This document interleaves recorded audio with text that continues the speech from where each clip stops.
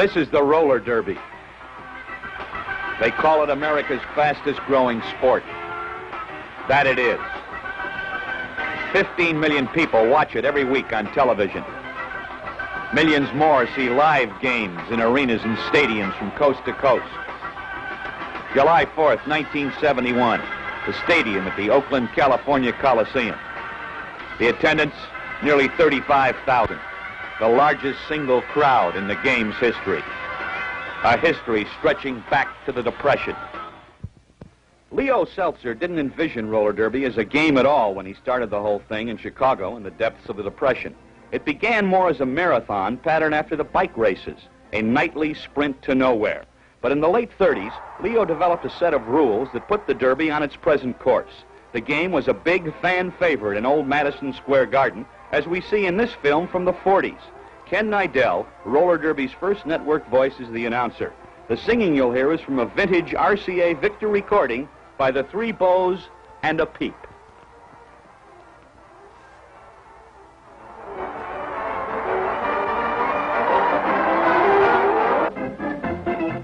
This is Ken Nidell, ready to bring you another thrilling roller derby. That's the game between the Chiefs and the Jolers, and the score, the Chiefs 18, the Jolers 11. Identifying the teams for you, the Jolers wearing the white shirts and the Chiefs wearing the striped shirts. So if you know that to start with, you'll have very little trouble in picking out who's in the action and on what team. They go Remember, round the and white round and shirts, round the Jolers, the striped shirts, the Chiefs. And here they come the edge. Here's Paul Mullane moving in. Mullane bearing down now. Jughead Lewis working on taking out Buddy Ready score as best he can. What a thrill! Make a date and see them skate at the roller derby. Where you'll find everyone having barrels of fun. Yes, you will. Hey, there goes Sophie! You can tell by the beat of your heart every time that the pack's gonna start. It's the top, it's a grand slam when they jam.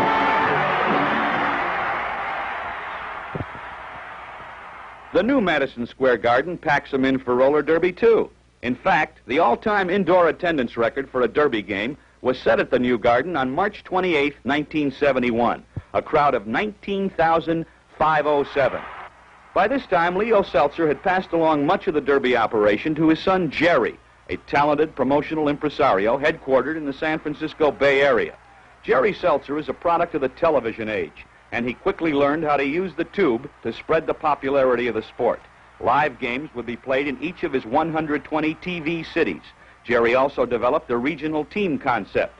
His Bombers had not one, but several hometowns in the Bay Area, with an attendance reaching over 800,000 every season.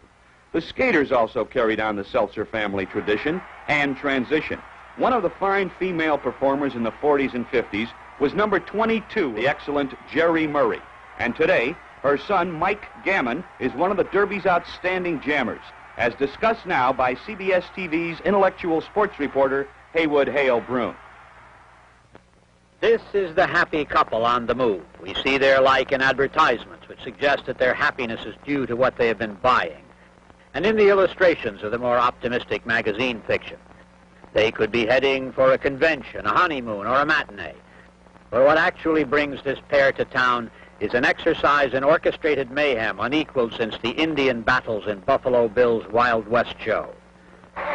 Smiling, clean-cut youth, also number 35, is her husband and teammate, Mike Gammon.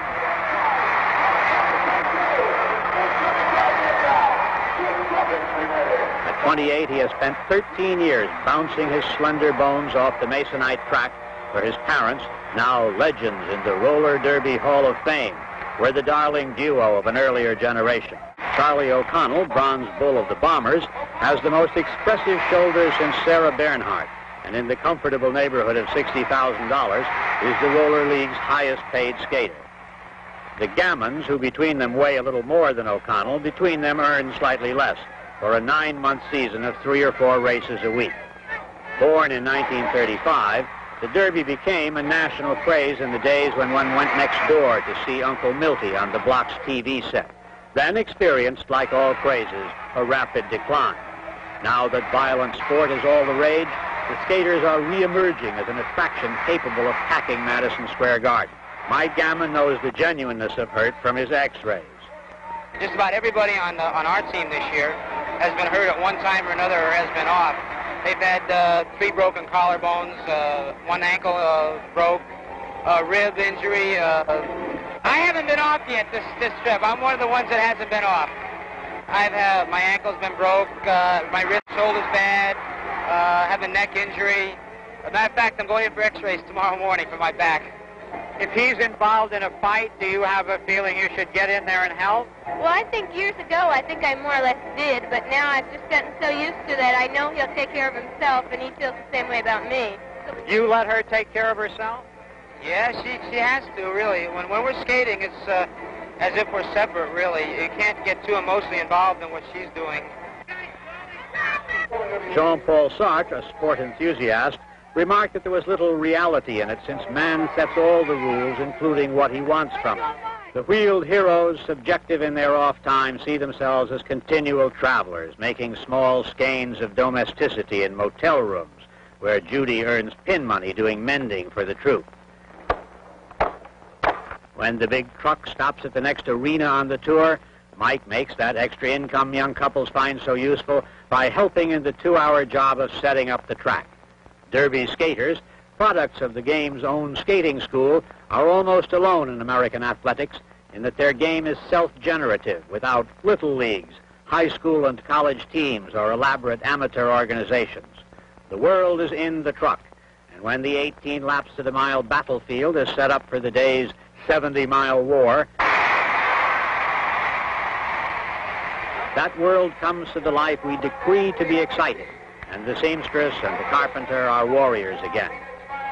As in any worthwhile adventure, the good guy gets his lumps in the early chapters, and his girl is treated in a way to make the blood boil. As the battle widens in the middle section, the carnage involves almost all the dramatis personae. Just when things look darkest, Mike Gammon, in this volume of the series, summons the extra something, the adrenaline of romance, and brings off a last-minute victory for the Bay Bombers. For the fans, often losers in the no-rules reality of Monday to Friday, it has been a fulfilling afternoon. For Mike, it's time to dismantle the track and set out for New Haven. This is Haywood Hale Broun with the Roller Derby.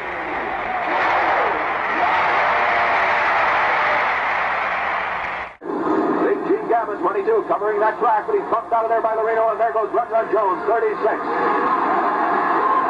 Georgie Run Run Jones with his own peculiar skating style. Moving in there, and Buddy Atkinson Jr. is Run Run Jones.